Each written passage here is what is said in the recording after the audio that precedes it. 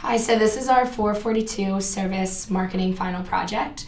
Throughout this semester, we've gone into depth studying the reasons why certain services do not meet customer expectations, and these are called the provider gaps.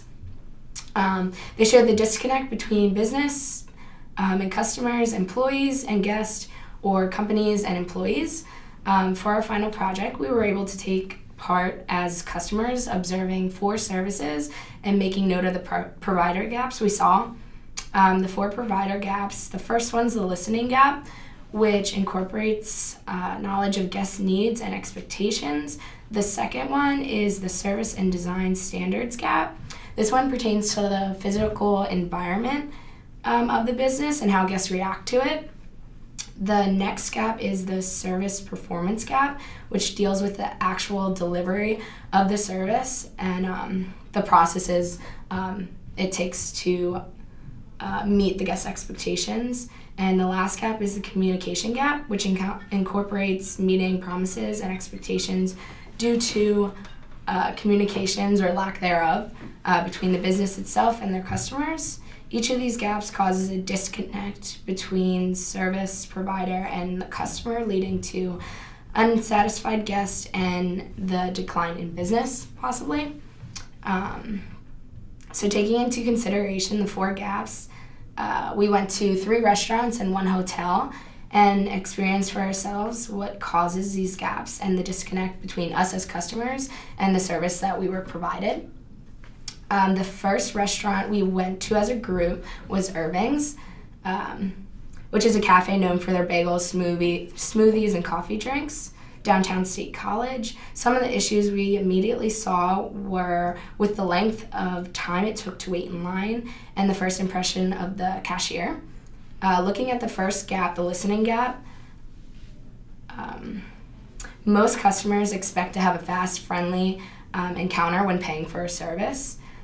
Customers also want a clean and sanitary environment, which leads us to the design standards gap. And one other problem we picked up on was the service performance and how the line was so long due to poor placement of workers, which also led to a long wait for our food. All these issues could have been improved upon with minor changes, such as better cleaning, better placement of workers. And just with these small changes, it would greatly decrease the customer gaps. And then our next one was the Sheraton in Times Square, New York.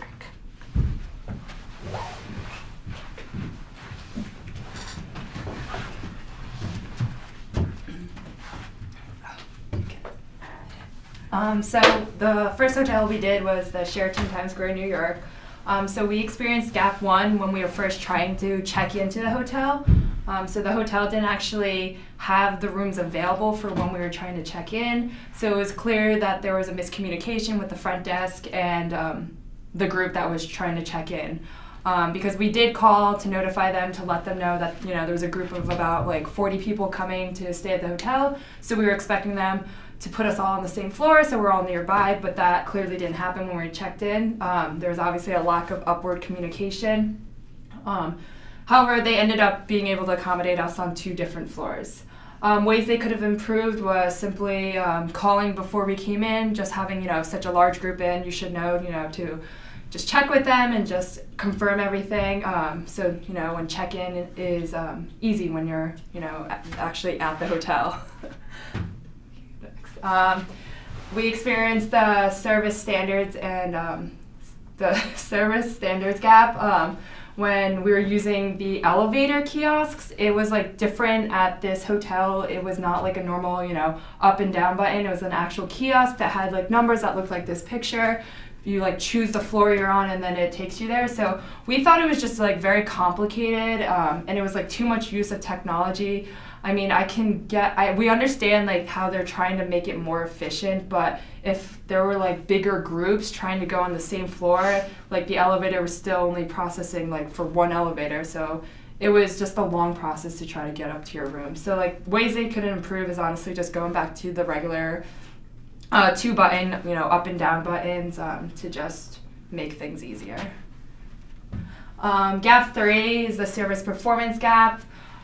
Basically, it took a while to get our room service the next day. We had to call the front desk for them to call housekeeping to let them know that we needed our room clean. However, when we did come back around 3 p.m. to the hotel, the rooms were finally serviced. Ways to improve this is basically just have the try to have more housekeepers on shift whenever it's the busier times of the year, so guests could have their rooms cleaned a lot sooner. And gap 4, so back to where I was talking about during the check-in, there's obviously also a miscommunication horizontally, so between sales and the front desk. Basically, the sales department, like our sales manager that we worked with, should have contacted the front desk letting them know that we were coming in, so they could get all the rooms situated for us and hard blocked, so when we checked in it was really smooth. So that's basically a way we could improve. Basically, if the sales manager had contacted the front desk, we would have had a smooth check-in. So the next company that we did was Applebee's. So gap 1, right when we got in, the waitress pretty much kind of failed to notify us with the specials for the day. We only went there for the half app deal. It's basically you go after 10 p.m. and all the appetizers are half off. But even though we observed that normally, at a place like this, we should be knowing the specials of the day. So basically ways to improve this is have the employees train better and knowing that they have to be giving the specials every day. Gap 2, on the service gate, we noticed that there was a lot of scratches and marks on the tables and booth. It really didn't affect our visit, but that's just what we observed while we were there. So honestly, they could just update it more or repaint, things like that, just to make it look a lot better. Gap 3, when we first got there, we got sat down actually pretty quickly, but it took a while to get our actual waitress at the table. She was personable and very polite, but at busy times like this, maybe they can figure out a way to make sure that the servers are watching their tables, making sure the customers aren't waiting any longer than 5 minutes. And gap 4, so we requested sweet potato fries.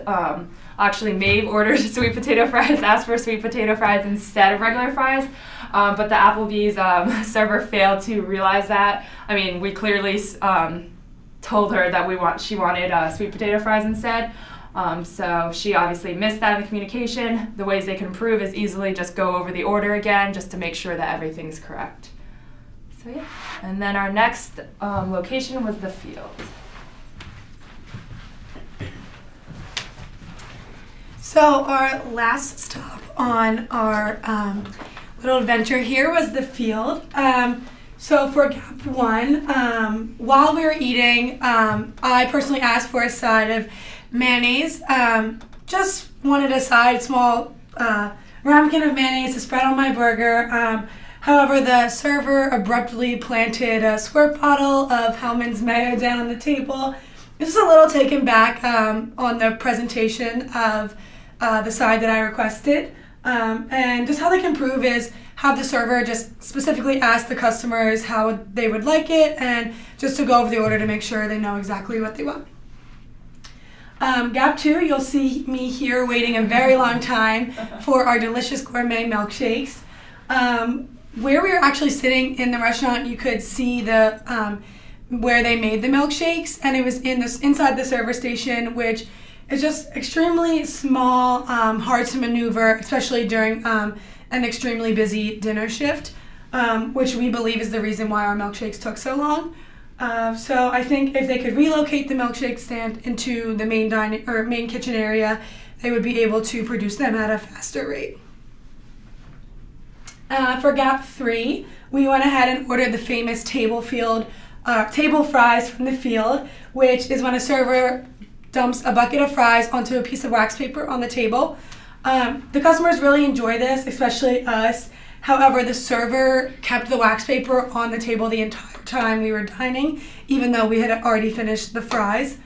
How they can improve, servers just can be properly trained on how to pre-bus tables, making sure to clean up any trash and clear any food that has no longer being eaten.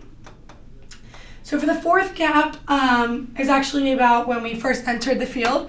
So when we first entered, we approached the waitress and requested a booth table.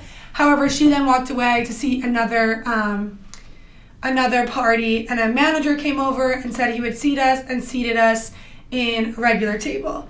Obviously, you can see that there was a lack of vertical communication between the hostesses and the managers, and we were not, our expectations were not met, and we were seated at a table that we did not request. How they can improve is restaurant hosts and managers can maybe wear microphone headsets to just easily communicate during a busy shift. In conclusion, over the course of this project and this semester, we learned an awful lot on provider gaps and even had the opportunity to realize those gaps on a deeper level. We were provided with the appropriate tools to hopefully one day realize those gaps in the real world and provide our customers with the best service. Thank you.